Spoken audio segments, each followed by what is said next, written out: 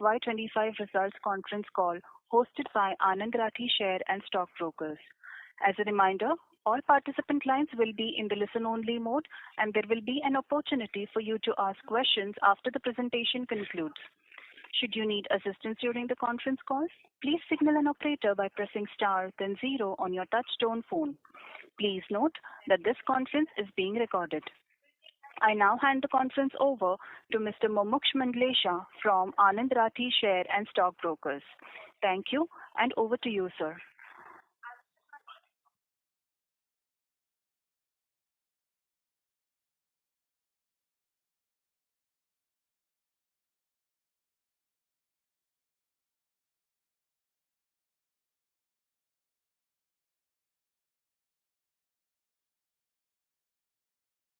Mr. Mumuksh, the line has been unmuted. Please proceed. Oh, sorry. Thanks, Tanmaya. So, on behalf of Anand Rathi Shares and Stock Brokers, I welcome all you to Suprajit Engineering Q2 FY25 conference call. I thank the management for taking time out for this call. From the management side, we have Mr. Ajit Kumar Rai, the founder and chairman, Mr. N.S. Mohan, MD and Group CEO, Mr. Akhilesh Rai, Director and Chief Strategy Officer, and Mr. Medappa Gowda J, CFO and Company Secretary. Request Ajit sir and team to give an introduction review about the results, and then we can follow up with the Q&A session. Over to you, sir. Yeah, good morning, Mumuksh and all the participants. Thank you for joining the call. And thanks to Anand Rathi for hosting our Q2 con call as usual. We will start with our brief. Mohan will give an overall view. Akhilesh will touch a little bit more on our FTX transaction, and Medappa a little bit about the financial numbers. And then we'll open the floor for questions. So I will let Mohan to start. Mohan? Thank you. Very good morning, everybody. As usual, what I'll do is I'll give you a general market update, and then later give you an update about our business divisions. Let me start with the U.S. market, or the Americas as we call it. It's still struggling with the interest rates, poor demand uptake. It's not doing well both on the non-automotive and the automotive front. But there is a silver lining on the cloud. With the recent elections, there is a clear political stability, and the directions are clear. That's very important for any business, like the MAGA or Make America Great Again, tariff, border controls, immigration. But significantly for automotive industry, the renewable energy takes a back seat. Therefore, our expectation is that ICE and therefore US car makers will get back and they will have an advantage. The impact and the fallout of all these things are being debated widely in public, and I would not like to get into details. Moving on to Europe, Europe continues with its own struggles, primarily with the Chinese cars being dumped in, what I generally call it as Chinese invasion. European car makers are beating the retreat, and Volkswagen has made quite many announcements. We are all knowing about it. Large economies like Germany and France, they are struggling. So there is a general fear in the market and also in the economy in Europe. China, if I move on to, would be continuing on its own battles, primarily inside, but they are having aggressive market expansion and right now targeting that at Europe.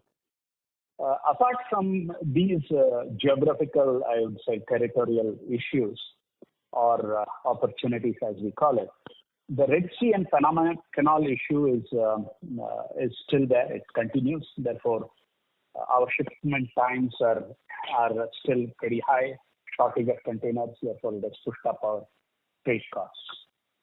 Well, despite all these uncertainties and headwinds, I would say that our Suprajit Controls division, which means SCD, which is operating outside of India, has performed reasonably well with a very good 3% revenue growth, and also very importantly, the EBITDA has shown a strong northward march.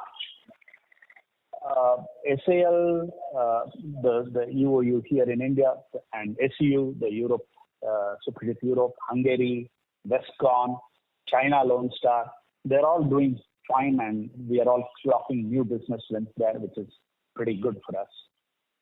Matamoros continues with the two key challenges that we have, that being the tariff issue, which we have talked about earlier, and also the employee costs. I was there in Matamoros about a month and back, and we have launched aggressive restructuring exercise to consolidate, synergize, and very importantly, repurpose our management talent within Americas. This exercise will be stretched probably over the next 2 to 3 quarters. Moving on to our domestic cable division, it has kept its razor-sharp focus on growing profitably. Very important is it has bounced back on its profitability, and it is also expanding very well into what we call it as beyond cables strategy, specifically into the braking products. Moving on to the electronics division, it has started looking for business beyond India and beyond EV. As a first step, we have started supplies to our own overseas subsidiaries who are buying certain electronic PCBs locally. STC, or our technology center, continues its efforts in developing and commercializing new products and adding them to the Suprajit stable. And very importantly, I would say that we have planned to have our own infrastructure for STC at the place that we started in 1985. That means literally our birthplace.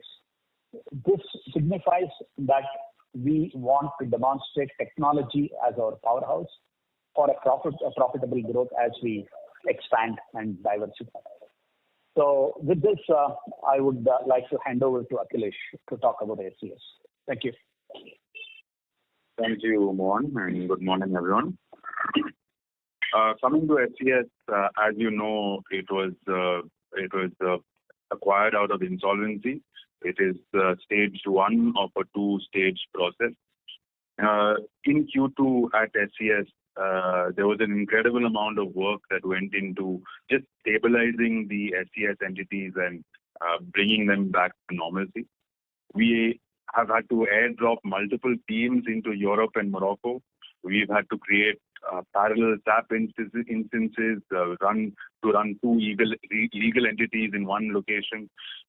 We had to shut down the Poland plant, etc. Multiple things, which of course brings multiple complications and also led to certain one-off costs that had to be made in this quarter. Further, the SCS operational EBITDA being negative for the quarter was not unexpected, considering this is a complex insolvency situation. But let me highlight 5 key reasons for the negative operational numbers. Firstly, there's been a significant top-line drop in Europe due to the market in Europe, which Mohan also mentioned. And also because a lot of customers had built significant safety stock in case SCS had gone insolvent. You can imagine that this could cause significant disruption for them. So they had built an in-house stock, which they would consume in the case that SCS went insolvent, which of course we took it over. But to exhaust those old stocks, they also reduced the offtake from SCS, dropping the top line at SCS and the pickup from us. During this quarter, we also had a lot of expedited freight. As you know, we were shutting down the Poland location. We were ramping up the Moroccan plant, which required a lot of expedited freights with a very complex supply chain. The way that SCS was structured was that all European purchases was first going to Germany, then it was warehoused in Germany, then sent to Morocco, and in Morocco then sends it back to Germany and then to the customers. The first thing that we have done as we have taken over is to simplify this and make sure all the suppliers are supplying directly to Morocco so it doesn't come to this German warehouse. This change has almost been completed by our team in Morocco. We've also had multiple quality costs and sorting costs in Europe. Due to this ramp up in Morocco, we've gone from 0 to 800 people in 2 years. It's a huge feat in the automotive world, and that has led to certain production related quality issues, which ended up with much higher than normal cost in Europe to sort and replace parts. We see that in the most recent month that these quality costs have dropped, and we're positive that they'll be able to continue this, and hope that they will. These numbers also include certain Poland wages, extra people in Germany, for which we had a planned severance, and some of that severance is done. Some will be completed over the next two quarters. There are also other operational costs included in these operational numbers, like legal, IT, accounting, and other related projects.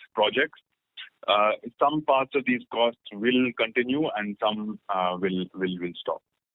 We faced various non-operational one-off costs, more related to the transaction and, of course, the insolvency situation. For example, one significant cost was the severance cost in Poland. Most of this has been done, but there'll be some further severance in Germany as well. We also had certain one-off legal, accounting, and IT consultancy-related costs to implement these new systems and also to manage the complexities of the insolvency. These were all completed in this quarter. So with that, I hope this gives you some color about what happened at SCS and the quarter one. With that, I'll hand it over to Medappa. Medappa, you can go. Yeah, thank you, Akhilesh. Good morning to all. Yeah, the consolidated revenue, excluding SCS, for the half year ended 30th September 2024 was 1,508 crores, against 1,389 crores for the corresponding the previous year, recording a growth of 9%. The consolidated operational EBITDA for the half year end 30th September 2024 was 184 crores, as against 144 crores for the corresponding previous year, recording a growth of 28%. The standalone revenue for the half year ended 30th September 2024 was 827 crores, as against 719 crores for the corresponding previous year, with a growth of 15%. The standalone operational EBITDA for the half year ended 30th September 2024 was 145 crores, as against 125 crores for the corresponding previous year, recording a growth of 15%. The total debt level was 717 crores as on 30th September 2024. The surplus balance was, the cash balance was 325 crores as on 30th September 2024, invested in mutual funds and bonds. For further queries, if any, you can approach me even after the call. Thank you. Thank you very much. Thank you all. Just a quick brief from me. I think there are two parts for the quarter. One is, I would say as a very good operational performance of all our four divisions, which is actually improved in this quarter pretty well, including the controls division. Our medium-term target was to achieve an 8% EBITDA level, which is what has been achieved consistently in 2 quarters. So I think that has been overall, divisionally we have done well. What has been the real focus for us, and also probably for people, investors, is that what's happening at SCS. SCS was a case which we have taken up from an insolvency, and as Akhilesh has explained, there have been multiple challenges in reviving an insolvent company. But what's interesting is that we now understand what is happening in these insolvent entities. If you look forward, say by April, the way it will work is that we will have one major operational plant of Morocco, which will service Europe. We will have a lean and mean German operations, which will be only engineering and business development. We will have an Hungarian lower cost warehouse for the Suprajit Controls division, which will be managed by CFO, our existing plant, and a complete shutdown of Poland. So this is the overall restructuring, which will lead us eventually to offer to our customers globally. And of course, by the time the Canada and the China part of the deal will also be done. What we are going to offer, just for the benefit of all the business, is that out of China, we will have one plant supplying to the domestic market, one plant exporting. Of course, India will be a strong export base. For Europe, if the customer wants, near shore, Morocco will be the big operational advantage. They are quite efficient in terms of overall expenditure compared to Europe. And if somebody wants locally made, we have a Hungarian plant with a very good operating capabilities in terms of warehousing out of this new warehouse, as well as our copper warehouse out of Slovenia. When you come to US, we have two-pronged approach.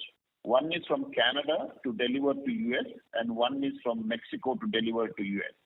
Apart from our operations, which will be in Westcon, as well as, of course, our engineering center. So if you look at the macro perspective, in about 6 or 8 months or 9 months' time, we will have an operational footprint which will probably be unmatched by our competition. I think that is what the real thing that is happening in the underlying operational numbers that you're seeing, that I just wanted to bring to your notice. With that, I'll open it for questions from anybody who want to ask. So over to the moderator, please. Thank you very much, sir. We will now begin the question and answer session. Anyone who wishes to ask a question may press star and 1 on their touch-tone telephone. If you wish to remove yourself from the question queue, you may press star and 2. Participants are requested to use only handsets while asking a question. Ladies and gentlemen, we will wait for a moment while the question queue assembles. The first question is from the line of Viraj from Simple. Please go ahead. Yeah, hi. Thanks for the opportunity and wish you and the team a very happy Diwali in the new year. So just a couple of questions on the operations. One is, would it be right to say that there was an additional cost of roughly around 30 crores due to mix of restructuring at FCS and SCD and other acquisition and trade-related impact? And if that's the case, can you just give some breakup into the major components? And going forward, there will be some charges. So would the intensity go in the similar manner? I mean, just if you can provide more deeper perspective. Yes, I don't know how you got the number, but I think it's very interesting. Yes, I think if you really compile all the restructuring and acquisition of this insolvent FCF entities, the ballpark number is around 25 crores. So that includes multiple things. It also includes certain restructuring at controls division as well. And, all these expenses relating to acquisition in Europe, all the lawyers and advisors fees, etc., as well as few other expenses in terms of, some of the write-offs or severance costs, etc., etc. So you are right. That is the number. So if you put that back into our consolidated number at the profit before tax expenses, I think you will see actually it is better than last year's number. But is it every quarter that fits? No, I am not saying that at all. I think going forward, there will be still some cost relating to this acquisition because the China part is being done. It will be done sometime, hopefully, in the early part of January. So that cost will be there. And some more of these, we'll continue to have some restructuring costs in the FCD outside of FCS. So that will also be there. But the numbers will not be these numbers, yeah. Okay, just a follow-up. You also talked about restructuring at STD, right? Post the restructuring and non-others, would that largely negate the kind of hit on duty and wage inflation in Mexico we have been incurring in our books? And how are we kind of incorporating this learning when we are kind of bidding for new wins? Yeah, I think, it's very difficult to answer that question, first of all, because restructuring is an ongoing process. We are first making Metamoros particularly, which is from the LDC entities, that is the one which requires probably the most attention because we have got both external and internal factors. The internal factors in terms of operational efficiency, team efficiency, etc., that is what one side of the restructuring cost that we are incurring. Will it fully offset wage price increase? As I said, in 2 years we have to like 40-50% increase. That cannot be fully offset, I think, but it will make it a lot more efficient. But I think what we also need to see is how Suprajit Controls division is performing from an overall perspective. There will be individual pieces that we need to address. You are right, Metamoros is the one that we are addressing. As Mohan said, quite a bit of the other pieces have been performing very well. So what is the SCD performance? I think in a global auto component industry, if you do between 6 to 10%, it is a reasonable EBITDA margins. 6% is okay, 8% is good, 10% plus is exceptional. So from the 3-4% what we had, if you see our business update, we are now at 8%. So I think we had a very good journey so far.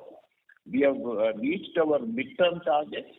But of course, that journey continues, and as we do more and more, these kind of further operational efficiency improvements and minor restructuring, which is ongoing, particularly at Metamoros, I think these numbers, should continue to be in those ranges. No, I think it's commendable, especially with the way the demand is played out in North America for the non-automotive and the impact it would have on Viscon profitability. We've kind of done a fairly good job there. So congratulations to you and the team. Just two more follow-up questions. So for SCS, the deal value was pegged at roughly an EV of $3.5 million. Sorry, I missed your question. Sorry. So for SCS, when we acquired, the deal value was pegged at an EV of $13.5 million on a no debt, no cash basis. And within this also, there was an adjustment towards net working capital and any other social liabilities or statutory dues. So if I look at the phase one, we incurred a spend of around 94 crores in acquisition, which is what mentioned in the notes. So is there any revision upwards in terms of the acquisition value, and what will drive this? There is no change in the EV as such. I don't know exactly the number. Yeah, it is 13.5 was the EV. But please understand, when we took an insolvent company, they didn't have any working capital. So we had to pump more money into it. So there has been an ongoing support to make sure that it stabilizes. So overall, there is no change in the enterprise value calculation, but the allocation of that enterprise value between the first phase and second phase is what probably would be the one that is being changed in the process. But otherwise, there is no change. So in the last question, so in terms of investment or capex, we would need to do to bring it on par in terms of operational performance. What is the kind of investment in capex? And just one more is, there are news of plant closures in Europe by major OEMs. So is there any risk to the business at SCS or largely the order books which we have been winning? I think within SCD, there is an internally allocated capex, which, we don't really disclose the market, but which comes within the 180 crore that we have mentioned, I think, in the last quarter. So all the SCD entities would work within those capex. For this particularly, any major capex in the next 3-6 months time, we are not actually foreseeing anything, or at least it has not come to our notice. So I don't see, but certainly, when there is a negative cash flow, as you can see in the first quarter, a support is required, and also plus the working capital that is required to manage it. As I think Akhilesh mentioned, the China-Canada part of it is actually a profitable part of it. So when you look at SCS together in, let's say, 2-3 quarters down the line, I think the picture will be significantly different. Now, second point to answer your second question on market demand. It is very difficult to say anything because, let's say the new president in US works out a deal with Mr. Putin and the war ends in Europe. I think the whole scene will change. But right now, yes, we are all aware what Volkswagen has announced and others are talking about. For us, what all we need to do is to internally, we need to be very efficient and optimal operating in it.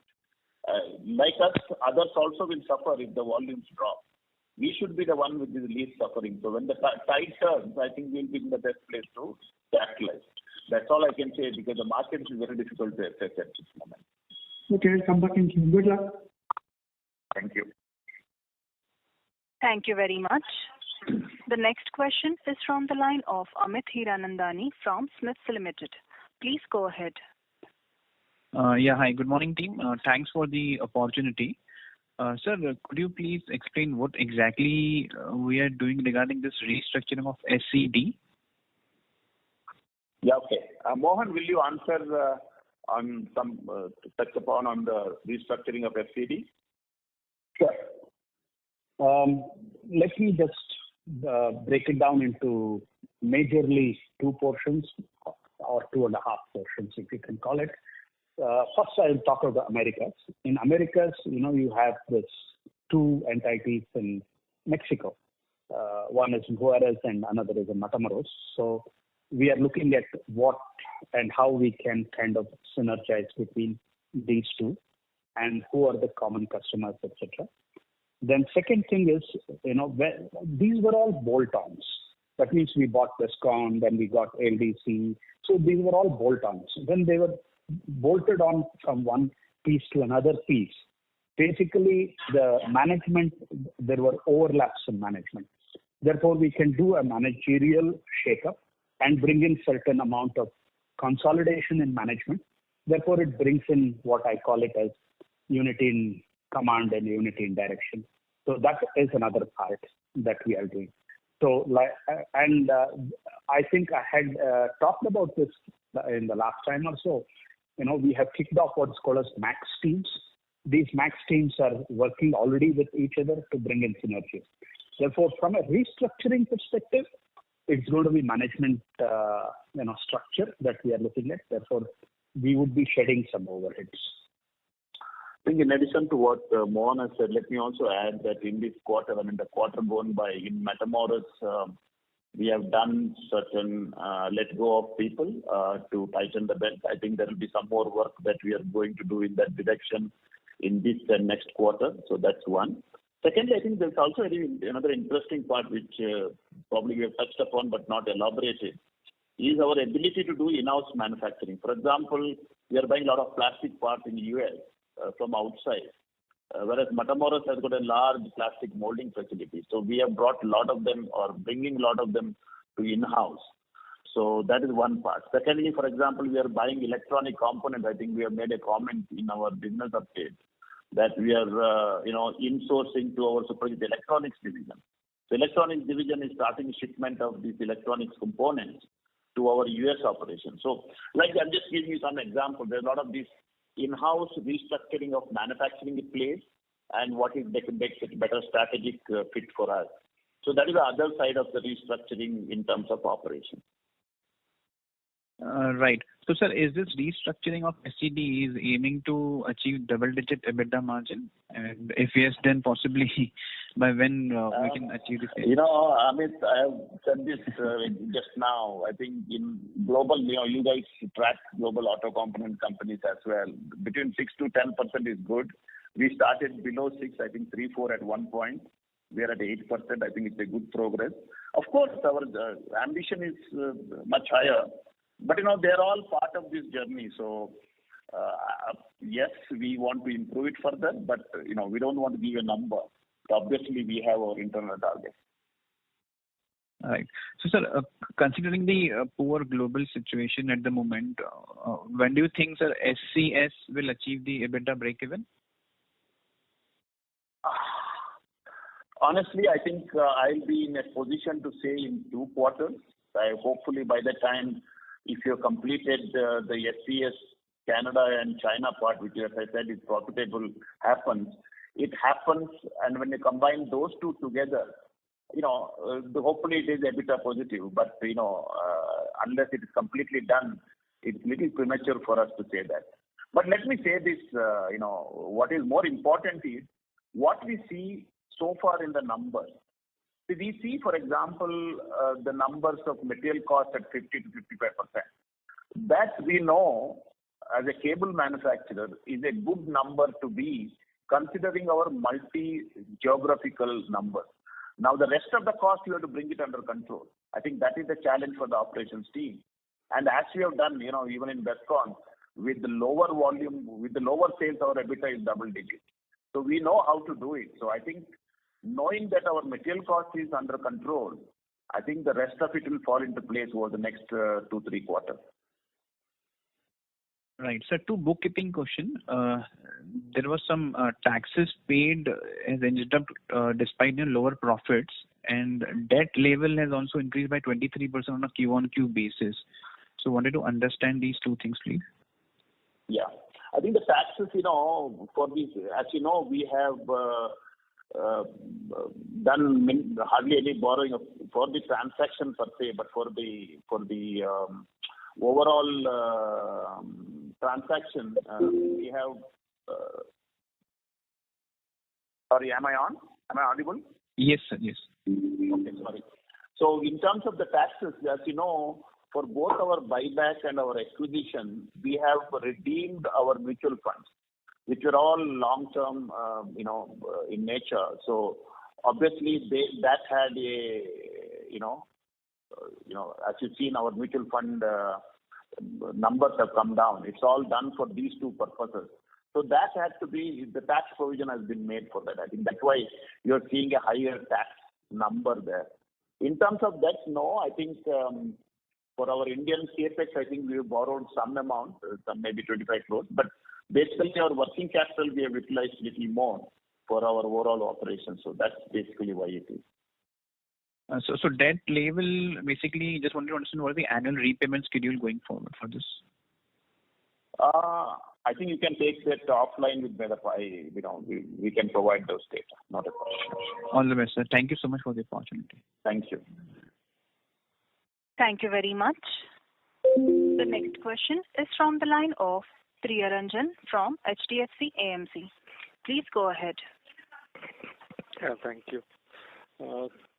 My question is basically on if I look at the standalone, so standalone is around 4,500 crore, the consol number is around 8,300 crore in terms of top line. So, standalone there has been hardly any change, it has been mostly in terms of profitability. So, if I look at your subsidiary revenue, so roughly around 400 crore.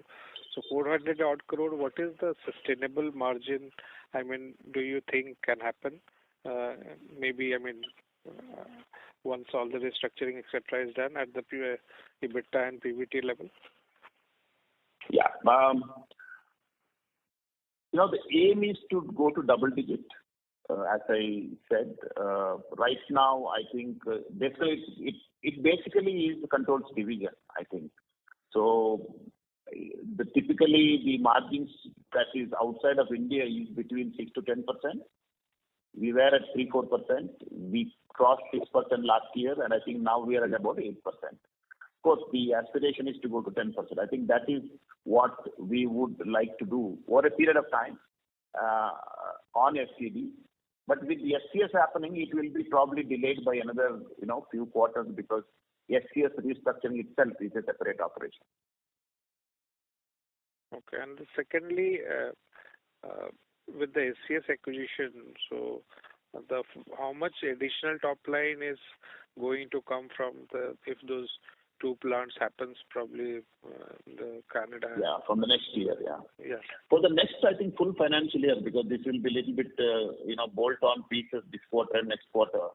So I think for the next full year, we should be between 40 to 45 million US dollars will be the top line addition. Okay, 40 to 45 million additional from what we are doing currently. Correct, exactly. Yes. Yeah, and this year it will be 3 months for the German and the European operation for the year. It will be for 3 quarters, and if Canada happens, which we are expecting in Q4, whatever number of months that will be there, it will be little again piecemeal. So, but it will be full-fledged from 1st of April as we see. Sure. And do you think, we in terms of acquisition, we have gone little aggressive? We are actually battling too many fronts at the same time while we have been trying to stabilize the LDC last acquisition. Or should we go slow in acquisition? What is your thought? Or the opportunity was such that you just can't avoid it? Yeah, I think this was more an opportunistic thing that came on the table, Priyaranjan. It's not that we it came, and I thought it fit.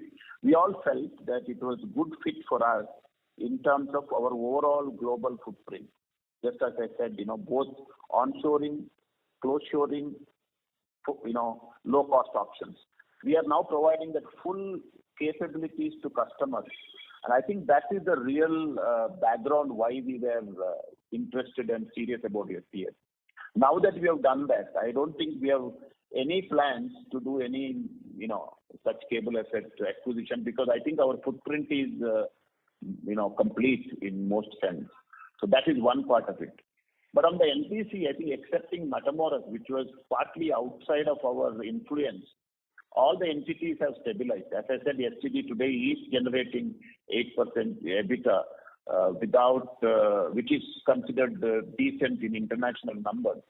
So we are already there. Of course, once Matamoros does even better, that number without SCS will probably can even improve further. But that is where we are. So on an overall point of view, it was an opportunistic buy, and I don't think we have any more plans. And I think our bandwidth at this moment to deal with it is pretty strong, so we can certainly do it in the next couple of quarters. Sure. And just on the, we talked about 10% double-digit EBITDA margin. So on the PBT level, what should we consider for subsidiaries?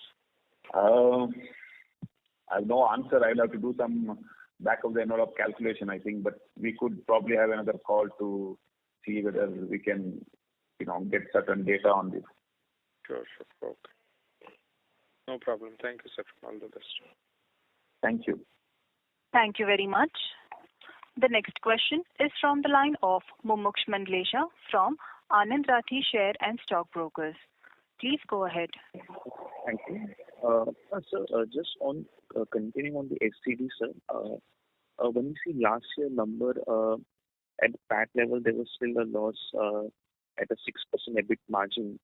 And obviously the major challenge is the tariff issue. So I just wanted to get sense, any update on the tariff part? We had the legal, there also legal, we were trying to solve the issue.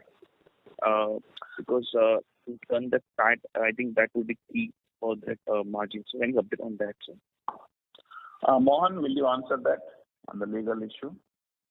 Sure. I have had discussions with the lawyers there. Basically, the stage that we are in is what is called as discovery phase. In discovery phase, basically we provide all the documentation to show evidence that this has been substantially transformed. Therefore, at the parent level, it need not have to be taxed as though it has come from China. Now, this evidence we have given it to the government authorities, and it is now pending with them, post which we will either get an out-of-court understanding with them, and therefore they will back off on that, and we will get it back. Or if they decide to pursue and they have to give their line of defense, then we will go to what is called as a bench in the court, and that's where we'll have to go to the court itself. So this is the way it is. I have had these discussions with the lawyer. The way I look at it, by around March, April, we should be having some sort of an understanding where we are, hopefully. But whether courts in India, courts in US, they all behave the same. Understood, sir. So coming more so to you only, coming to non-auto part, which is another drag for the last 2 to 3 quarters. Just on the recovery part, how do you see that playing out in the coming quarters, sir?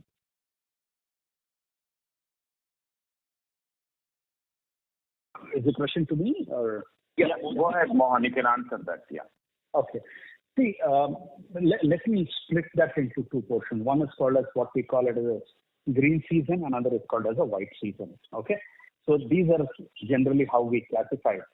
So green season basically talks about all these lawn mowers and those kind of stuff.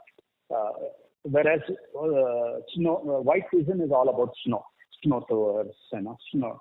So that is where these 2 factors come in.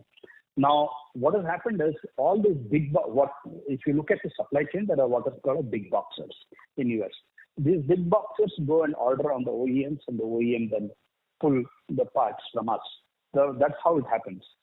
Last year, there was huge amount, I would say, overstocking in the big boxes, and it did move. And what happens is we always closely watch what is called as the new home market, the real estate market. So more there is an uptick on it. People buy these houses, then they will go and start picking up all these equipments. So that is going to be again dependent on the in the interest rates. So that's how the linkage comes in. So for us, what we look at as a lead indicator is inflation, followed by interest rates, followed by the real estate, and therefore big boxes stocking and OEM producing. This is the kind of supply chain. So if I look at it, I would say this year it's not going to be great. I was there in US and I was discussing with quite many customers like John Deere, etc. So I haven't heard anything very, very positive and encouraging there. Therefore, it is going to be a bit tepid for some more time, in my opinion. Just to add, as I said earlier, I think despite the lower sales, we are doing better EBITDA margins compared to last year at our Westcon and at our Unit 9 operations. So that shows that, operationally we are very lean. But of course, the business is what it is. There is no top line growth. One of the, I would just add also that, with the changing political situation, especially things like the, what tariffs Trump might have decide to put, a lot of Chinese imports of complete products. For example, there's a big problem of huge imports of golf carts from China into the US. A large tariff on something like that will completely change the situation, because then they will do a lot more golf carts in Mexico or in the US mainland, where a lot of our key customers are. So things could very quickly change, very positive for us, depending on the political situation. And either way, we don't get affected because we can supply out of Mexico or Morocco or out of India, or of course the US mainland also, where we have onshore operations. This is very helpful, sir. First half, sir, how much fall would be there in the non-auto parts, sir? Sorry, I can't hear that. In the first half, how was the fall in the non-auto, sir?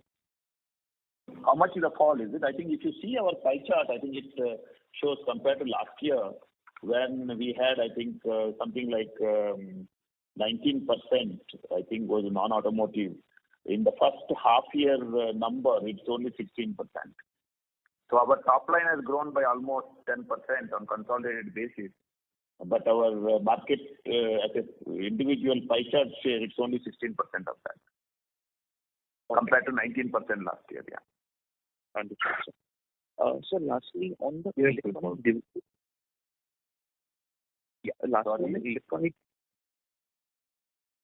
Lastly, on electronic division, we're seeing some growth there, sir. Just want to understand, how do you see the next 2 year ramp up, and which are the key products that are expected to do well, sir?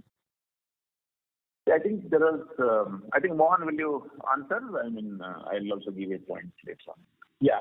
In the electronics division, our first focus was on penetrating the market and with the EV players, because EV players are much more understanding. They are also startups by and large, and technically we were also a startup in the electronics industry. Therefore, it made kind of a good compatibility between the two of us. Now, from here, our focus has been to move forward and try to get into the non-EV segment, and also beyond, what we call it as beyond EV is what we are looking at. So this is going to be a tough nut to crack, but very important is we have now some history, some background. If somebody comes and audits us, somebody checks our SMT lines, our processes, we stand a very good chance in the, I would say, established world. So right now we have had multiple customers visiting us, but this has to translate into business. But we are pretty upbeat about it. If you are asking me for a specific number, I would not like to give that because there are too many moving pieces. One moving piece is the EV itself. There is a shake-up in the EV. Some people whom we have as a customer are kind of falling off. Some people are doing okay. Some people are not doing okay. And we are also gaining some new business within EV itself. But more importantly, non-EV portion is where we are looking at how to increase it because that's going to be stable business. To add to what Mohan said, I think one of our first big customer for electronics division is no longer buying for us because they are not operating. So the whole thing has changed. Of course, in the process, we have also had to write off some of those receivables.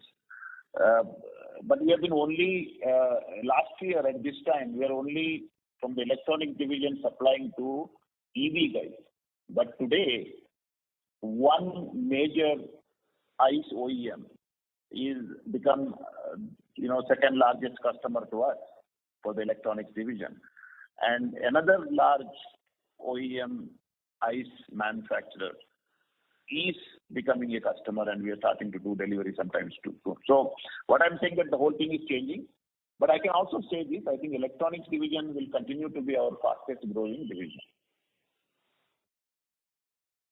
Got it, sir. This is helpful, sir. Thank you so much. Thank you very much. The next question is from the line of Gokul Maheshwari from Auriga Capital. Please go ahead. Yeah, thank you for the opportunity.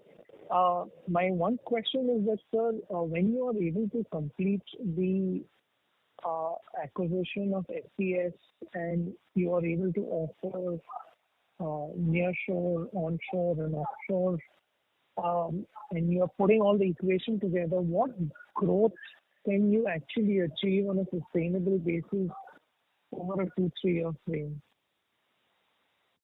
Well, there are so many moving parts in this, Gokul, but the way I would answer is that we would look at the global automotive growth. I think currently, India, it's almost zero. Let's assume that the global automotive growth is say 2, 3, 4%.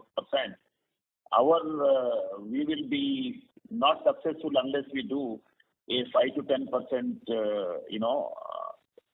on top of that. I think that would be the target. That can be done only through acquisition of market share from the competition through our model that you just described. So that's the way we are looking at business. Okay. And what is happening in Europe? Do you see that as an opportunity or a challenge for us? From a 2-3 year perspective? I think there are both sides to it. I think the challenge is simple. I mean, the volumes are not there, so we need to be a lot more efficient and try to manage our cash and manage our profitability. That is the challenge part of it. But that challenge is even more tougher for the competition because who are probably not making money anyway in the first place, and they don't have a reasonably deep pocket to survive the operational cost requirement and the cash requirement. So that is actually the opportunity for us. I think I've said this before, there will be a lot of consolidation of the industry, which you have seen, at least in our industry it has happened. We ourselves have done multiple acquisitions. It's going to be more such consolidation, either through complete shutdowns, insolvency, restructuring, whatever.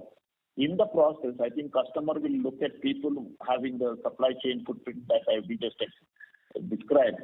So that is our true opportunity. The confidence that we have that we will outperform global automotive industry growth is purely because of the kind of model of business that we are able to offer to our customers. Okay.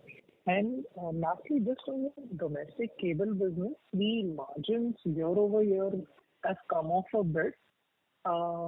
Is there something you would just want to call out something over there? Yeah, I think we mentioned in our last business update, we didn't repeat in this. Please note that the domestic cable division also, in the way it has been grouped, maybe next year we'll see whether we need to separately do it. Is that it also takes care of the cost of Suprajit Technology Center and corporate. In both, Right. in corporate, of course, we had done some extra people hiring, considering our global, multiple things in IT, in strategy, in accounts to do all the global requirement of the company.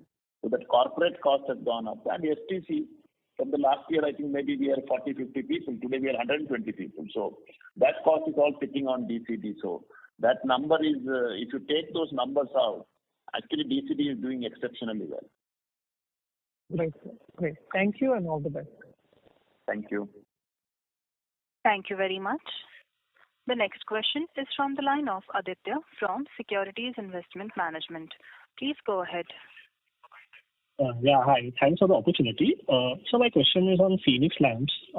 So the margin improvements, we are seeing, how much of this is due to lower raw material prices, or it is more to do with increased scale and cost measures we have undertaken in this division?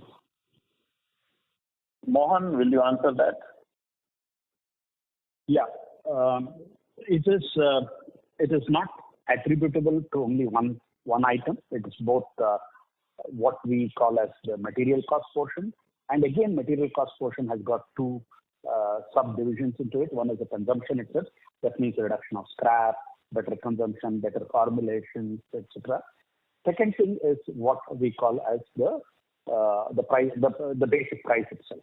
So as you would have seen that, earlier at one point in time, a couple of years back, everything had gone literally through the roof. At that point in time, we had got some price increases.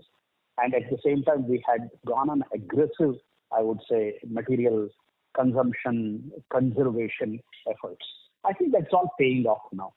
Other than that, when I come to the other productivity portion, primarily, we bought this company from Osram in Chennai. That did a great job. The productivity improvement there has been phenomenal under our management. We did a big turnaround, I would say that. And the challenge, the kind of targets that I set to them, I wasn't sure whether they can meet it. But they wonderfully did it, and I'm very proud of the team in fact. So I would say that it is productivity improvement and also material cost. Understood, sir. And sir, given where the raw material prices are and considering our position as last man standing, so focus from here on would be on maximizing volume scale or towards more towards margin sustenance. Mohan? Yeah, it's a double-edged game, because people know that it's going to be. The question is your vendor base also believing in last man standing? Because there are some people, for example, there is one glass supplier who said, no, I'm going to shut down because I don't think this is going to go forward any much. Therefore, then we'll have to scurry around, look for another source and somewhere other part of the world. So it's kind of a double-edged sword. It gives you a scaled up advantage, and definitely we take advantage of that. But at the same time, on certain areas, there could be a possibility that a vendor might not look at this as a strategic way forward. Therefore, we might have to take some harsh calls or difficult calls on it. So it's a mixed bag. This is nothing black and white about it. Understood. And just one more question. Now coming to this Suprajit Electronics division, there was some moderation in margins. So what has led to a drop in margins? Sorry? Which division? Electronics. Suprajit Electronics. Yeah. So there was some moderation in margins. So what was the reason for the same? I think, I will give a general answer. One is, of course, this division is has partly also has our mechanical gauges, the old mechanical instrument or speedometer that we make. That is a pretty low margin business. It's a small part of our overall business, but for the division, it's a fairly significant part of the business. So that is the low margin part of it. Whereas the electronics part of it, also I just sort of mentioned in passing that there has been a lot of turbulence in the EV space. Some of our customers either have gone bust or some of them have not paid up. So we also had to do some, write-offs during the quarter or even the previous quarter. There has been a great experience to learn the business, but some of them haven't survived. So there has been some of those effects also in that number. I think that's the reason why it looks a little lower than what it was earlier. Understood. Sure, sir. Thank you for answering my questions. Thank you very much. The next question is from Gokul Maheshwari from Auriga Capital. Please go ahead. After this, we'll take one more question, moderator, after Gokul's question, because it's already 12 o'clock. Go ahead, Gokul. Sure, sir. Good morning. This is Jinalia, sir. I think there was a... Okay. Hi. Okay. Hi. So, I mean, you've answered most of the questions. So just a couple of them. Today, when we look at... when we look at the global... I mean, I'm extremely sorry. I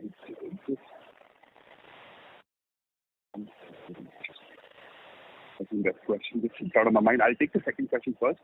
So you did mention that the 25 crore hit of due to the SCS and extraordinary and one-off that are there. So when we look at the press release and mention what the actual EBITDA growth of the core operations at the console level was, I mean, that number comes to around 35 crores. But fine, if you're mentioning 25 crores, the question that I have is that could you quantify the in the coming quarters if that number is going to be far lower than what it is in this quarter?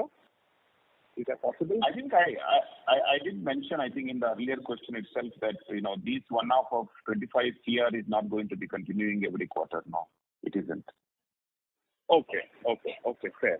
And coming back to my first question, in our past conversations, when we've always consistently mentioned that, look, ultimately being the lowest cost across the globe and what is happening to our peers, and when we hear about Volkswagen and the likes of them, isn't that a situation where is actually an opportunity for us? Because today they are also really looking out for suppliers who are sustainable and they have a cost advantage. So in a difficult environment, actually that's an opportunity for us to gain share. I mean, absolutely. There's no question about it. In fact, we have been making remarks in every business update of ours every quarter that we are winning significant new contracts. That's all at the cost of the competition. Why we are saying that we will grow 5 or 10% higher than the global automotive growth is purely because of these new contracts. So that means to say what? Somebody else is losing, so somebody else is bleeding. So that's the reason why we feel that our model has been so well accepted. So to your point, what you're trying to in effect say is that currently what our growth is, and when industry does pick up, obviously adding to the point that we've had a lot of new order wins, that growth differential versus the industry should be far larger. Correct? Yeah, I mean that's all building a building without knowing the facts, right? I don't know. So if it is true that let us assume automotive industry grows by say 10% next year globally, which I don't think is going to happen, then we should also grow by 15 to 20%, but I don't think it's going to happen. Okay, and fine. I mean, I do commend the way you guys have handled this entire SCS acquisition, the way you guys have made comments on the same. I mean, good luck to you guys on the team. Thank you. Last question, moderator, if any. Sure, sir. Thank you very much. The next question is from the line of Senthil Manikandan from iThought PMS.